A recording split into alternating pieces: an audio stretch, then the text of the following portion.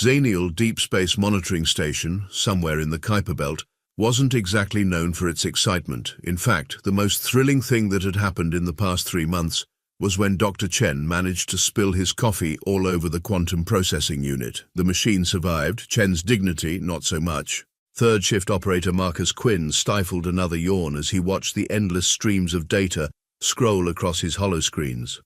His colleague, Dr. Prisha Patel, had long since surrendered to the monotony and was constructing an impressively tall tower out of disposable coffee cups. "If you add one more to that thing, you're cleaning up the mess yourself," Marcus warned, not even bothering to turn around. The soft clinking of cups continued unabated. "Bold of you to assume I wasn't planning to leave it for morning shift," Prisha replied, her tone carrying that special brand of sleep-deprived mischief. "Besides, I'm testing the structural integrity of—" The alert tone cut through their banter like a plasma torch through hull plating. Both operators snapped to attention, professionalism instantly replacing their previous lethargy. "What the hell?" Marcus muttered, his fingers dancing across the holographic interface. "Prisha, are you seeing this?" "If you mean the signal pattern that looks like someone tried to teach a drunk octopus to play 4D chess, then yes." She was already running analysis protocols, her tower of cups forgotten. "It's not matching any known configurations in our database." Marcus frowned at the readings. The signal was unlike anything they'd encountered before, a complex multi-layered broadcast that seemed to shift and adapt as it traveled through space. "Could be another false positive from that pulsar in Sector 7. "Negative," Prisha responded, her voice taking on an edge of excitement. "This is definitely artificial. Look at the subspace harmonics. They're too precise to be natural. And the signal strength. Marcus, this thing is being broadcast across multiple dimensions simultaneously." "Great. So either we've discovered a new alien civilization or someone's playing a very elaborate prank." He reached for the emergency protocols manual, then paused. "You know we have to report this. Can't we just pretend we didn't see it? You know what happened to the last team that reported a false positive?" Prisha's fingers hesitated over her console. The signal pulsed again, stronger this time. New data streams began flooding their screens, and with them came the first fragments of decoded information. "Oh shit," Marcus whispered, his face draining of color as the first images began to form on his screen. "Get command on the line, now." "But, Prisha, look at the timestamp on this broadcast." He highlighted a section of the data. She squinted at the numbers, then swore quietly in Hindi. "That's not possible. This signal, it's coming from the future. Command needs to see this, and something tells me we're not going to have to worry about false positive reports anymore."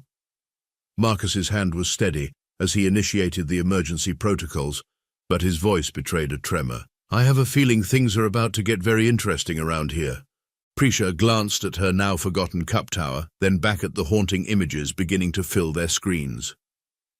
"Careful what you wish for," she muttered, reaching for the secure quantum comm link.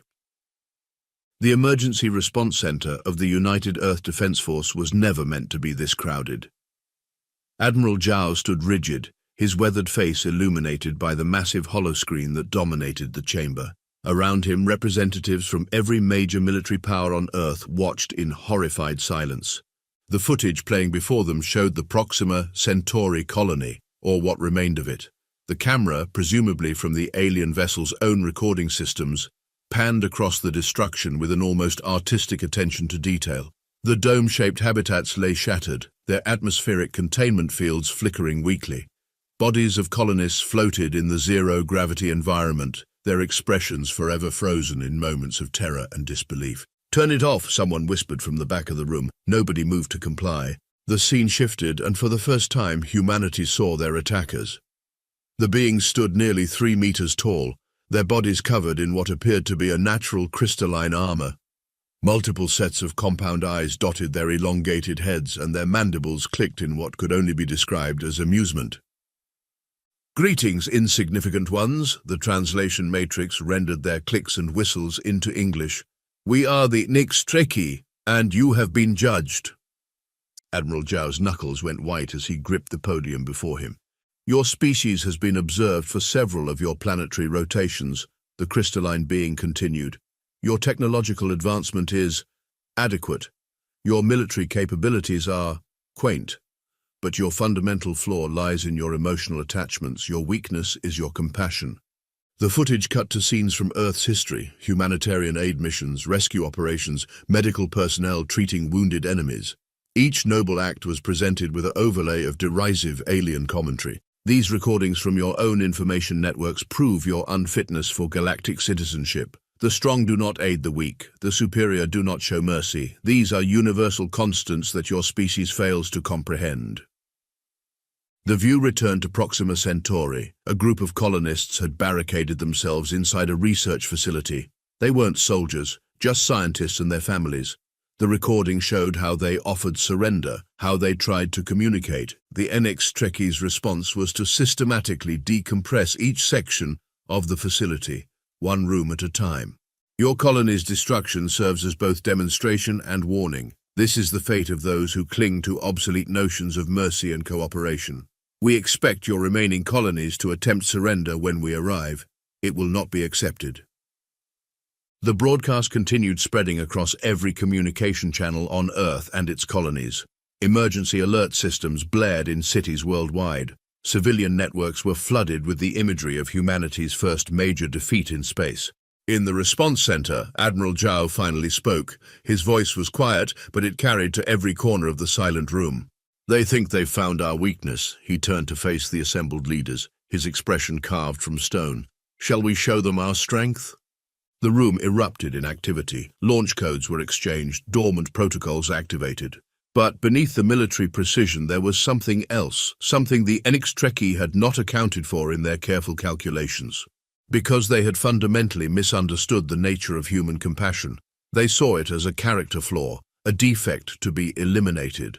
They never considered that perhaps humanity's greatest acts of kindness existed precisely because humans understood cruelty so intimately, that maybe the reason humans chose peace was because they excelled at war.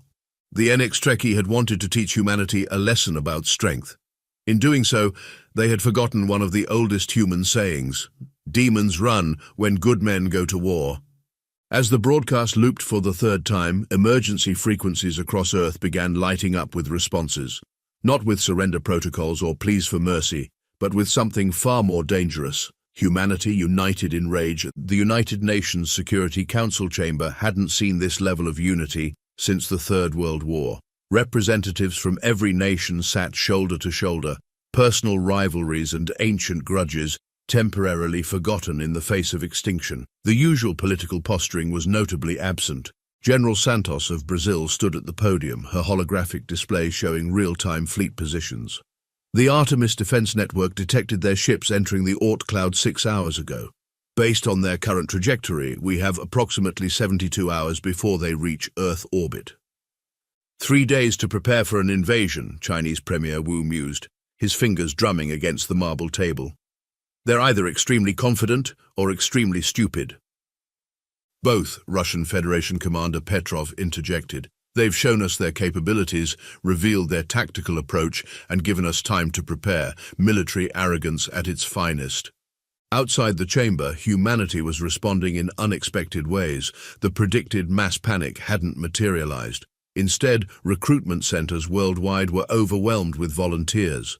Manufacturing plants switched to military production without waiting for government orders. Civilian shipping companies offered their fleets for evacuation or supply runs. The public response has been remarkable, UN Secretary-General Mbeki observed, reviewing the latest reports. 15 million volunteers in the first 6 hours. Retired military personnel reporting for duty without being called. Even the criminal underworld is offering resources. Nothing unites humans like a common enemy, General Santos replied with a grim smile, especially one that's made the mistake of broadcasting their war crimes. The holographic display shifted to show Earth's orbital defenses. Hundreds of platforms that had been dormant for decades were coming online. Weapon systems that most of the public didn't know existed emerged from hidden bunkers and underwater bases. The NX Trekkie analyzed our visible military capabilities, Admiral Chen from the Pan-Asian Alliance noted. They never discovered the Ghost Fleet. A murmur of appreciation rippled through the chamber. The Ghost Fleet, officially designated as Project Thunderbolt, was humanity's best-kept secret. Thousands of automated warships, hidden in plain sight as defunct satellites and space debris waiting for exactly this type of scenario. What about the colonies? Someone asked. Already implementing Protocol Dark Winter, General Santos answered. Every colony beyond Mars has initiated radio silence and activated their cloaking systems. As far as the NX Trekkie know, Proxima was our only extrasolar presence. Secretary General Mbeki stood, commanding the room's attention. The strategic options before us are clear. We can attempt to negotiate. Though their broadcast suggests this would be futile, we can prepare a purely defensive action, or we strike first, Premier Wu finished. Use their overconfidence against them. Hit them while they think we're cowering in fear. The chamber grew quiet as the implications sank in. A preemptive strike would mean fully committing to war. No possibility of diplomatic solutions, no turning back. All in favor? Mbeki asked. The vote was unanimous. Very well, General Santos retook the podium. Operation Righteous Fury is now in effect. All civilian broadcasts will be replaced with emergency protocols and evacuation procedures. Military commanders, your strike packages are being transmitted now. We launch in 6 hours. As the meeting adjourned, Admiral Chen lingered behind. They called compassion our weakness, he mused to no one in particular. They should have studied our history more carefully. How so? Mbeki asked. Because every time humanity has united, every time we've set aside our differences and fought as one. Chen's eyes gleamed with fierce pride. It was compassion that drove us. Compassion for the victims, compassion for the fallen. The ex-Trekkie don't understand that human kindness and human vengeance are two sides of the same coin. The Secretary General nodded slowly. Then let's show them what happens when they flip that coin. Above them, humanity's combined military force was awakening. Not with the righteous fury of conquerors, but with the cold, calculated rage of protectors who had watched their charges die. The next Trekkie had wanted to teach humanity about strength. They were about to learn about wrath instead. Deep beneath the Mariana Trench, something ancient stirred. The facility designated as Neptune's Forge had been dormant for 50 years, its existence known only to a handful of individuals. Now, massive fusion reactors hummed to life, illuminating production lines that stretched for kilometers under the ocean floor. Commander Yuki Tanaka watched as robotic assemblers began constructing weapon systems that would have caused an international incident in peacetime. Well, she commented to her executive officer, I guess those budget oversight committees can stop asking why we maintain this place. Ma'am, Lieutenant Rodriguez reported, trying to hide his amazement as another bay door opened, revealing rows of quantum torpedoes. We're at 47% production capacity and rising. The automated systems are functioning better than expected. Amazing what proper maintenance can do, even if everyone thinks you're just a deep-sea research station. Yuki checked the incoming reports from similar facilities worldwide. How's our sister site in the Challenger Deep? Already at 68% capacity, they're focusing on shield penetration systems based on the crystalline structure we observed in the broadcast. In the Atacama Desert, another secret was emerging. The sand itself seemed to ripple and flow as massive hangar doors opened for the first time in decades. The Ghost Fleet support craft, disguised as abandoned mining equipment, rose from their underground berths. General Carlos Mendoza stood in the control room, watching the deployment through polarized windows. Status report on Operation Sandstorm? His AI assistant Max responded with artificial precision. Dust cloud coverage at 89% effectiveness. Satellite surveillance systems successfully spoofed. As far as our unwelcome visitors are concerned, this is just another dust storm in the desert. And our friends in orbit. The civilian exodus is providing excellent cover, sir. Every refugee ship leaving Earth's orbit has a military escort disguised as a transport vessel. The next Trekkie are tracking the evacuation fleet exactly as predicted. Mendoza allowed himself a small smile. Nothing like using your enemy's prejudices against them. They're so convinced we're running scared, they're not looking closely at the ships. In lunar orbit, the facade of panic and disorganization continued. Civilian vessels made erratic course corrections, broadcasting distress signals and confused communications. Behind them, hidden in the radio chatter and thermal signatures, military vessels slipped into predetermined positions. Admiral Li Wei supervised the choreographed chaos from the newly awakened Lunar Command Center, buried deep within Tycho crater. Status of Project Honeypot. Refugee fleet is maintaining optimal dispersal pattern, her tactical officer reported. The NX Trekkie fleet will have to split up to intercept them all. And our surprise packages. Each civilian ship is successfully masking the signature of 2 stealth destroyers. When the NX Trekkie moved to capture the refugees, he made a chef's kiss gesture. Save the celebration for after the battle, Lieutenant, Lee admonished, but her tone was light. Status of the Lazarus Protocol? All defunct satellites are in position, weapons systems nominal. The enemy still registers them as space debris. He paused, checking another readout.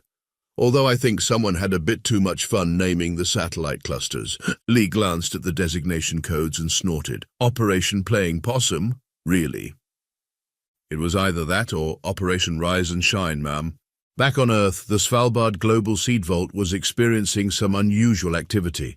Behind the famous seed storage facility, through tunnels that didn't exist on any public record, scientists worked at quantum computers that would make tech companies weep with envy. Dr. Aksini Patel reviewed the latest encryption data. The NX Trekkie communication patterns we extracted from the broadcast, have we cracked them? Her colleague, Dr. Marcus Chen, nodded enthusiastically. Better than that. We've managed to replicate their entire command and control protocols. When the time comes, we can flood their network with contradictory orders. Their fleet won't know which commands are real and which are fake. Assuming their arrogance holds and they haven't changed their codes, Aksini cautioned. Oh please, Marcus scoffed. They broadcast their attack in high definition just to mock us. Their entire strategy reeks of technological superiority complex. They probably haven't updated their security protocols in centuries. Throughout the solar system, humanity's true military capability was awakening. The public face showed panic and disarray. Refugee ships fleeing, communication networks in chaos, defense platforms randomly misfiring, the perfect picture of a civilization unprepared for war. The reality was somewhat different. In an underground bunker in Geneva, Admiral Zhao reviewed the final preparations. Every panicked refugee fleet masked a battle group. Every misfiring defense platform was precisely calibrating its targeting systems. Every glitched communication contained encrypted battle plans. Status of Operation Trojan Horse? He asked the room at large. All elements in position, his staff responded. The enemy fleet has adjusted course exactly as predicted. They're moving to intercept our fleeing civilians. Zhao nodded slowly. The NX Trekkie had studied human history, but they'd learned the wrong lessons. They'd seen the wars, the conflicts, the divisions, and assumed humanity was weak. They'd never understood that those same conflicts had taught humanity to be extraordinarily good at fighting. Very well, he said quietly. Transmit the coded phrase to all commands. Operation Rude Awakening begins in 6 hours. As the orders went out, he allowed himself a grim smile. The NX Trekkie had wanted to teach humanity about the law of the jungle. They were about to learn that humans had written those laws. High Commander Zexatal of the NX Trekkie Expeditionary Force watched with smug satisfaction as the human refugee ships scattered before his fleet. His mandibles clicked in amusement as another panicked transmission crossed their frequencies.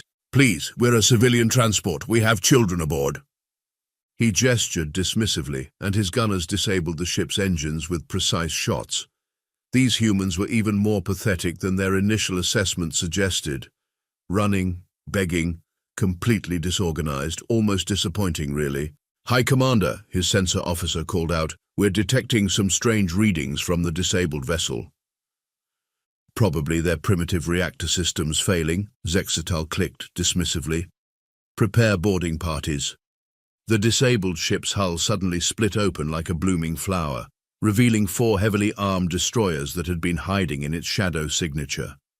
Before the NX Trekkie could react, quantum torpedoes streaked across space. On the bridge of the UAS Nemesis, Captain Aisha Rahman allowed herself a small grin. Transmission from Admiral Zhao, sir. Operation Rude Awakening is go. All ships, weapons free. Across the solar system, the carefully orchestrated chaos transformed into something else entirely. Refugee ships shed their outer hulls, revealing warships beneath. Dead satellites suddenly powered up, weapon systems emerging from their debris-like exterior. The human defense platforms that had been misfiring now unleashed precisely targeted barrages. In orbit around Jupiter, Commander Dmitry Volkov of the Ghost Fleet's 3rd Strike Group watched his tactical display with satisfaction. "You know what the funny thing is?" he mused to his bridge crew. "They're so convinced of their superiority they didn't even encrypt their nav data. We've had their home system coordinates since that first broadcast." His XO checked the latest quantum communications. "Strike Groups 1 through 7 reporting ready, sir. Operation Backdoor is a go." "Very well," Dmitry straightened in his command chair. "Let's show them why you don't poke a sleeping bear." The Ghost Fleet emerged from its hiding spots in Jupiter's radiation belts, their quantum drives spooling up for FTL. They'd been waiting here since the broadcast, using the planet's massive electromagnetic field to mask their signatures. In the NX Trekkie home system, Supreme Overlord Kexti was receiving increasingly panicked reports. The primitive humans had somehow managed to crack their command codes. Contradictory orders flooded their networks. Defense systems were shutting down, and their long-range sensors were detecting something impossible. "My lord," his aide burst into the chamber, crystalline faceplates clicking in agitation. "We're detecting FTL signatures, hundreds of them. The humans, they're here." "Impossible," Kexti snarled. "Their technology is centuries behind." The rest of his statement was drowned out by proximity alarms. Human warships were appearing throughout the system, their designs unlike anything the NX Trekkie had seen before. Gone were the clumsy, utilitarian vessels they'd observed. These ships were predators, built for war. Back in the solar system, High Commander Zex Tal was learning some painful lessons about human deception. His fleet was scattered, picking off what they thought were easy targets, only to find themselves surrounded and cut off from support. "Status report," he demanded. "Sir, we've lost contact with 60% of our vessels. The humans, they're not using the weapon systems we observed. These are far more advanced, and their ships, they're not broadcasting any energy signatures until they're right on top of us." On his command screen, Zexatal watched another of his ship clusters disappear, ambushed by vessels that seemed to materialize from nowhere. The humans weren't fighting like a primitive species. They were fighting like veterans, like predators who had merely been pretending to be prey. Admiral Zhao's voice echoed across all frequencies, broadcast in perfect, NX Trekkie language patterns. "You thought our compassion made us weak. Let us show you why we choose to be kind." In the NX Trekkie home system, Supreme Overlord Kexti was receiving the sensor data from Earth with growing horror. The humans hadn't been evacuating in panic. They'd been strategically repositioning their forces. Those weren't refugee ships fleeing Earth. They were troop transports and weapon platforms moving into attack positions. "My lord," his tactical officer's voice shook, "we're detecting more FTL signatures. They're targeting our colony worlds now." "All of them?" Kexti demanded. "Yes, my lord. They're hitting everything simultaneously. The attack pattern. It's like they've been planning this for decades." They hadn't, of course. Humanity had put this operation together in less than 3 days. But they'd had plenty of practice at organizing massive military operations, at coordinating across vast distances, at striking hard and fast when threatened. The NX Trekkie were learning far too late that they had fundamentally misunderstood their opponents. They had seen humanity's history of warfare and assumed it meant weakness. They should have recognized it as experience. As his command center rocked with the impact of human weapons, Kexti realized their gravest error. They had shown humans exactly what they were facing, given them time to prepare, and worst of all, they had broadcast their atrocities to a species that had spent millennia perfecting the art of war before choosing peace. The hunters had indeed become the hunted, and humanity was about to demonstrate why. Supreme Overlord Kexti watched his empire crumble in exactly 6 hours and 23 minutes. The humans moved with a precision that shouldn't have been possible for a primitive species.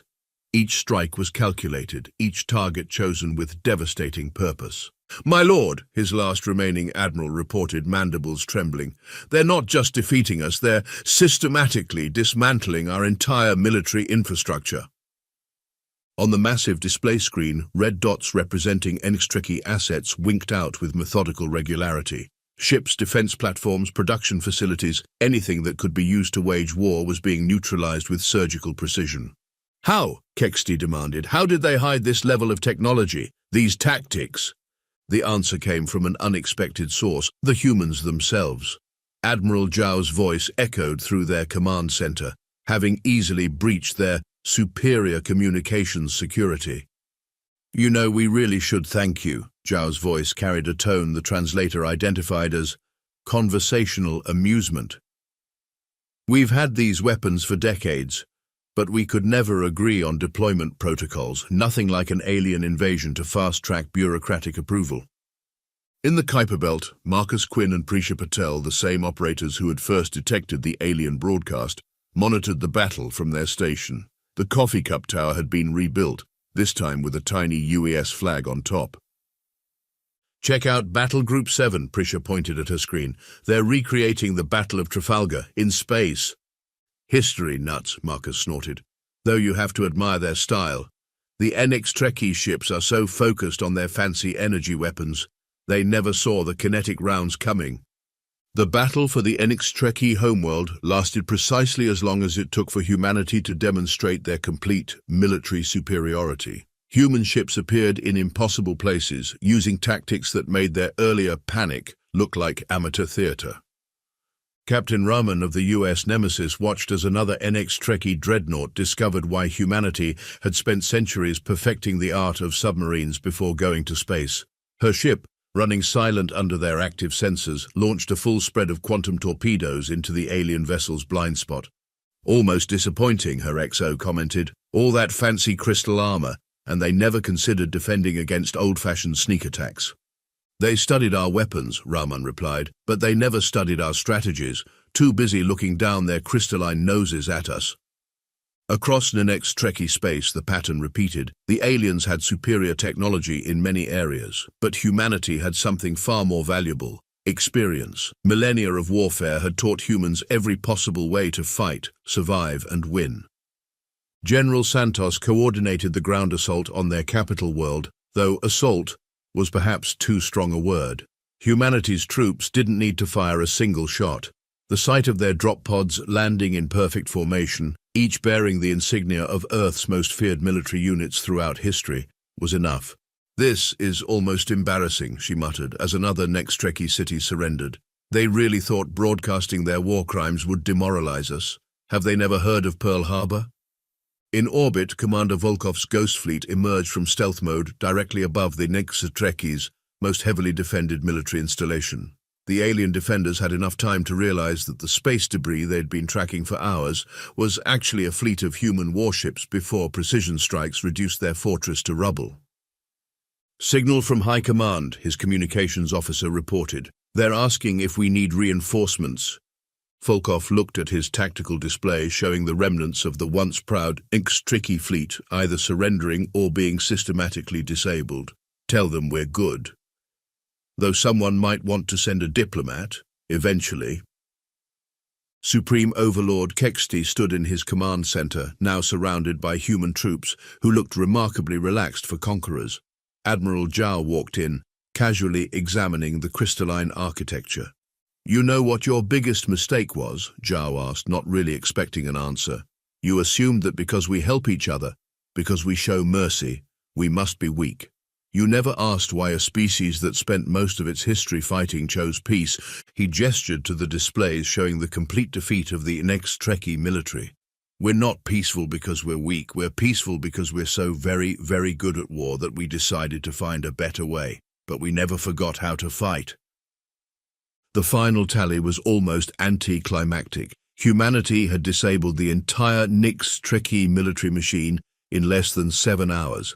Total human casualties numbered exactly 0, thanks to what General Santos would later describe as overwhelming paranoia meeting overwhelming force. As the dust settled, Commander Zexatal, now a prisoner aboard the US Nemesis, watched human ships efficiently organizing humanitarian aid for the worlds they had just conquered. "I don't understand," he clicked quietly. "You've won. Why help us?" Captain Rahman smiled, but it wasn't entirely friendly. "Because that's what you don't get about humanity. Our compassion isn't separate from our strength. It is our strength. We help others because we can, because we choose to, but we also remember our dead." She nodded toward a display showing the Proxima Centauri colony. "We'll help you rebuild. We'll even offer you membership in our alliance. But first, you're going to help us restore every single life support system you disabled, and you're going to do it by hand. The message was clear. Humanity's mercy was a choice, not a weakness. The next Trekkie had tried to teach humanity about strength. Instead, they had learned about the true nature of power and the high cost of underestimating a species that had mastered both war and peace. 1 month after what became known as the 7-Hour War, the United Earth Defense Force prepared a special broadcast of its own. Unlike the NX Trekkie's high-definition gloating, this one was short, simple, and aimed at every spacefaring civilization within range. Admiral Zhao stood before the cameras in full dress uniform, the rebuilt Proxima Centauri colony visible in the background. Behind him, NX Trekkie workers carefully reconstructed the habitation domes under the supervision of human engineers. "Greetings to all galactic civilizations," he began, his expression pleasantly neutral. "We are humanity, and we've recently joined the interstellar community. We thought we'd take a moment to introduce ourselves properly."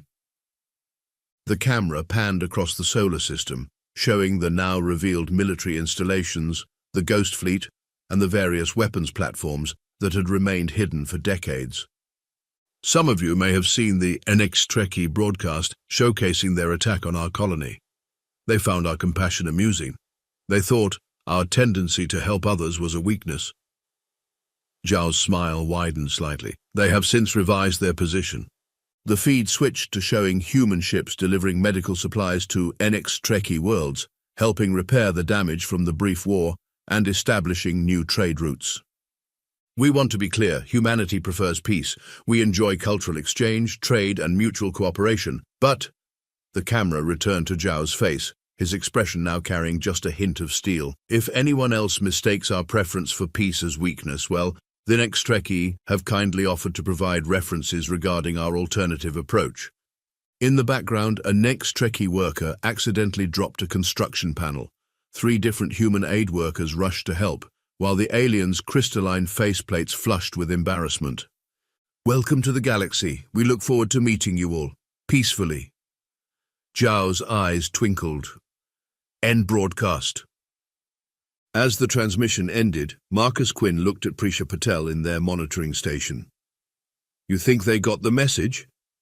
Prisha glanced at her screens, showing the sudden spike in encrypted transmissions from various alien civilizations. "Oh, yeah. Though I'm betting some of them are still trying to figure out how we hid all this from their surveillance. Should we tell them about the decoy satellites that are still broadcasting cat videos?" "Nah," she grinned, adding another cup to her tower. "Let them keep guessing. Speaking of which, did you hear what they're converting the NX Trekkie War Memorial into? Know what? A public library with a special section on human history." She paused for effect. "The NX Trekkie requested it themselves." Somewhere in the vast expanse of space, countless alien civilizations received humanity's message. Most understood it perfectly. A few needed clarification, but all of them made the same note in their diplomatic files. Humans approach with respect. They are exactly as kind as they choose to be.